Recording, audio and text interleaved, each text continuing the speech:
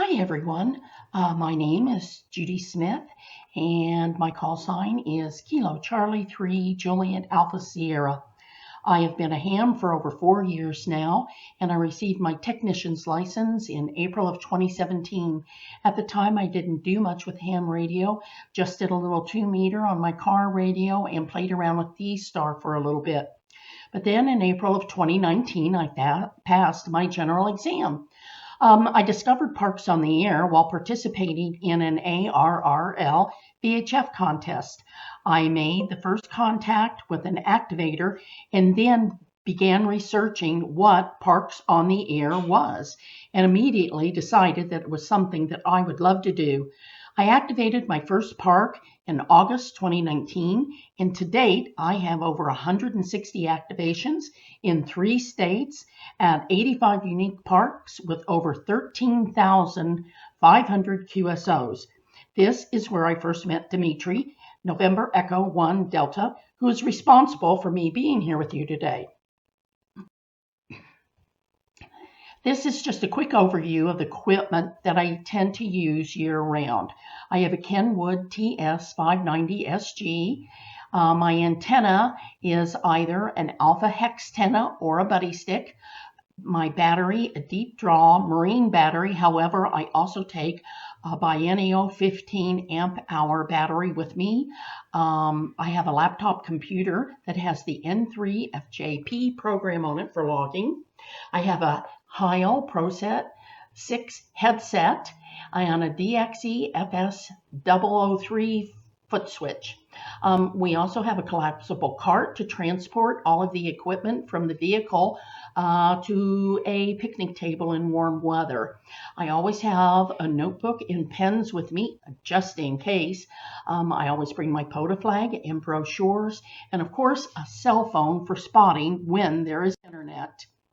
I know that you have already had speakers who have talked about their radios, antennas, and software, so I thought that the thing that makes me unique is the fact that even in north central Pennsylvania, I do POTA year-round.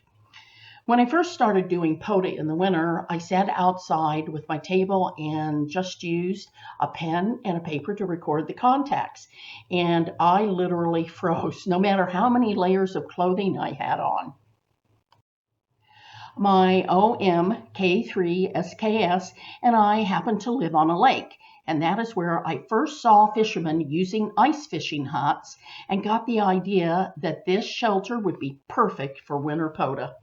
After research, I ended up purchasing the Eskimo 3i, which is a 3-man insulated ice fishing hut. It is 34 square feet in the interior and is roomy enough for all of my equipment with room to spare. So let's get ready for the transition from summertime to winter. My first piece of equipment, of course, is the POTA hut, and it comes in a very nice storage bag, although most of the time we don't use it. This allows for the hut to dry out in between uses. Plus, then we can use the bag to cover the connector of our alpha hex antenna in the bad weather. I have prepared a brief video on this piece of equipment, and I will show it when immediately following this. The Mr. Heater propane heater is an 18,000 BTU heater, and it uses 2 1-pound propane tanks. It has 3 settings, 4, 9, and 18 BTUs. Once my hut is warmed up, I typically place it on the lowest heat setting. It also has a low oxygen safety shutoff and a tip-over safety shutoff, which I think are both very important features of a propane heater. And the final pieces of equipment that I use in the winter is the Cabela's roll top dining table. This table weighs 15.7 pounds, and it comes in a bag with a shoulder strap, making it very easy to carry. I have also found during winter operations that there are some items that are helpful to take with you, and the first one, of course, is a snow shovel. It's a good idea to shovel out the footprint of where your POTA hut will set. You then can use your shovel to put snow on the skirt on the exterior to help keep the wind out and seal in the heat. But even after shoveling out the floor of your hut, you will probably have a thin layer of ice or snow remaining. This rug prevents your foot pedal from sliding away from you while you're using it. Plus, it also provides an extra layer of protection between your feet and the cold ground. It's been my experience that your feet will be the first extremity to feel the cold. And then, of course, I also bring extra 1-pound propane tanks with me.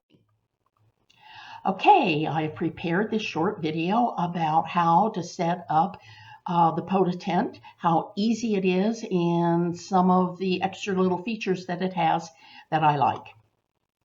Hi everyone, this is Judy Smith, Kilo Charlie 3, Juliet Papa Sierra, and I wanted to take the time to show you today one of the little tools that I use for my winter activations here in north central Pennsylvania.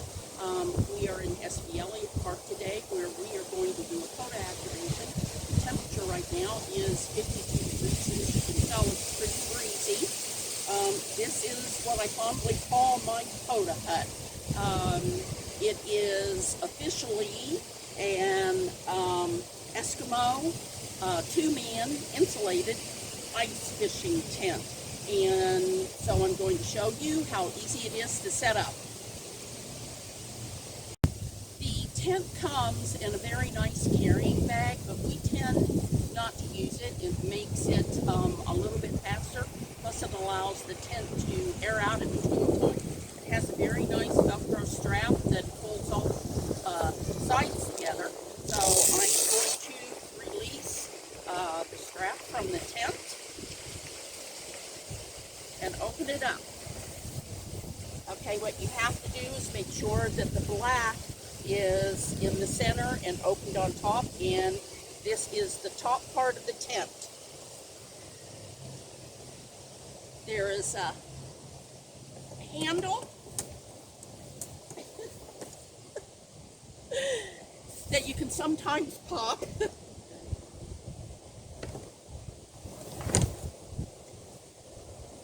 And there you go, you got your top up. Stop. After you pull the top up, you proceed all the way around the tent, popping out the sides.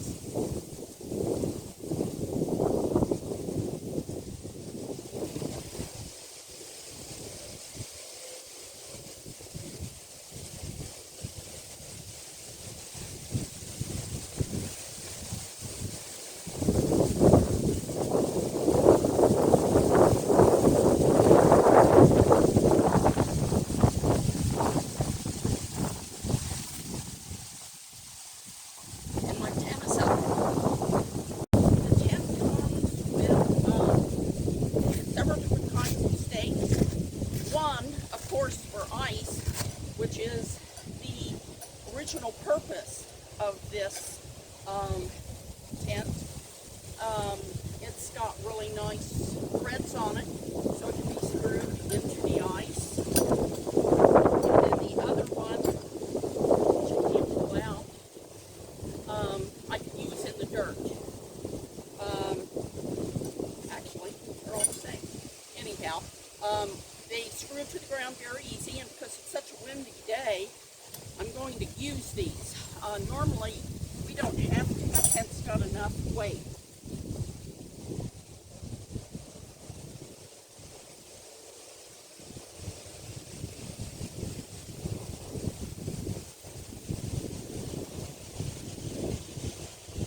And that side of the tent's anchored down. And I will repeat this on all 4 sides. Go.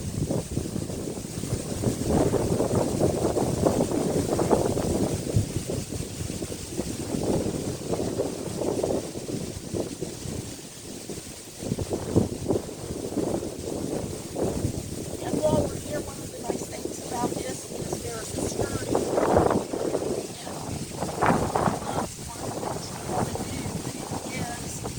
Y'all screw your snow shovel with us. Shovel about a path underneath your tent, and set the tent in the little shovel area. And then put the snow back on the skirting, and it makes it nice and warm and airtight inside. Another thing you're going to want to make sure you do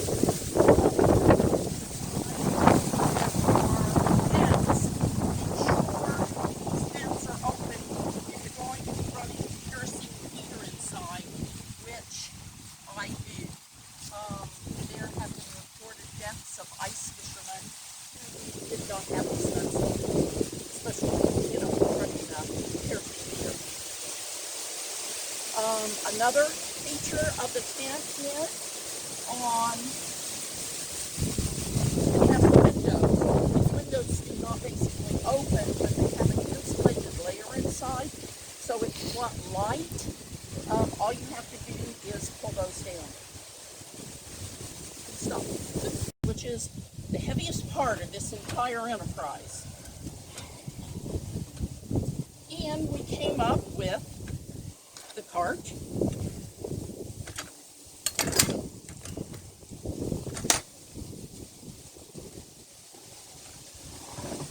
And the battery will sit right here.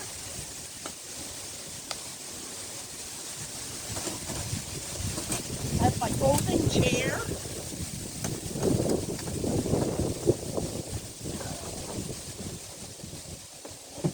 And the radio. Okay, and I'll take this right over to the tent. Okay, my POTA hut has a door on both sides, opposing sides.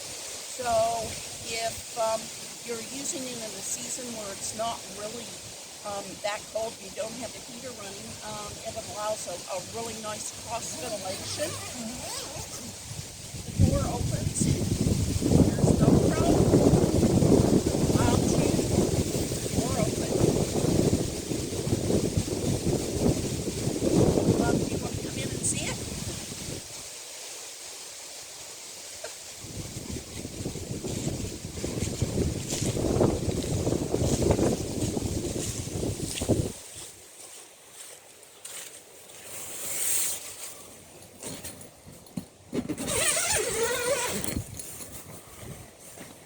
As you can see, it's pretty dark inside, which when I'm using my radio with my computer, my laptop, this makes it really great to see the screen.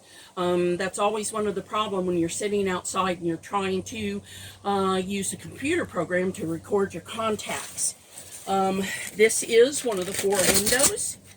And as you can see, it's a plastic of some sort. It does not open, but that's just fine. So this is my POTA hut. In the winter, one of the things I do is I do have a table, and I'll show you the setup of the table in a little bit. I learned it's a really good idea to bring a small rug of some type to put on the ground, especially when it's snowing.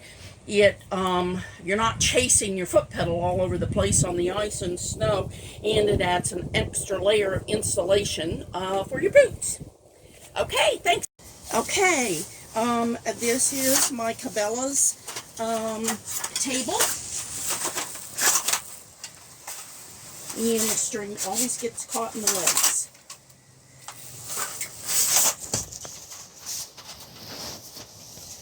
It's this simple. You open it, always being careful to watch your fingers. I've gotten pinched a couple of times. You pop the supports in, open it up,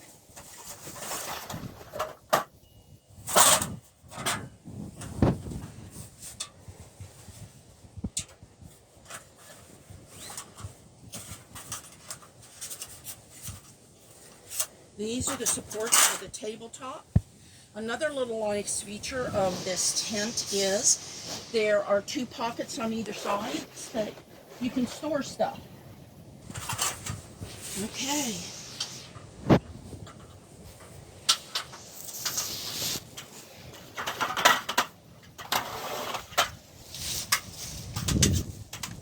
Put the end caps on.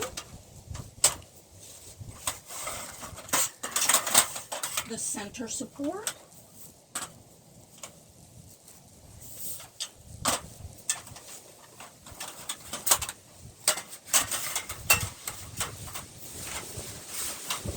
The back fits over the tabs. And these snap down sometimes.